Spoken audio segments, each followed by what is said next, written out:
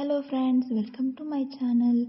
ನೋಡಿ, ನಾನಿಲ್ಲಿ ಬಾಳೆಹಣ್ಣಿನ ಒಂದು ಸ್ಪೆಷಲ್ ರೆಸಿಪಿ ಮಾಡ್ತಾ ಇದ್ದೀನಿ. ಈಗ ಮನೇಲಿ ತುಂಬ ಬಾಳೆಹಣ್ಣು ಗೊನೆ ಉಳ್ಕೊಂಡಿರುತ್ತೆ ಅಥವಾ ಬಾಳೆಹಣ್ಣು ಇರುತ್ತೆ, ಎಷ್ಟು ಅಂತ ತಿನ್ನೋಕ್ಕಾಗತ್ತೆ.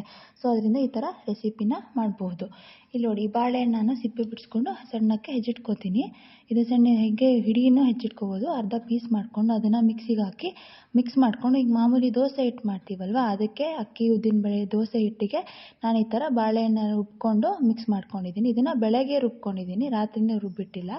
ನೆಕ್ಸ್ಟ್ ಈ ಥರ ದೋಸೆ ಚೆನ್ನಾಗಾಗುತ್ತೆ, ದಪ್ಪಕ್ಕೆ ಸೆಟ್ ದೋಸೆ ಥರ ಮತ್ತು ಬಂದು ದೋಸೆ ಥರ ಮೆತ್ತಗೆ ಸಾಫ್ಟಾಗಿ ಆಗುತ್ತೆ.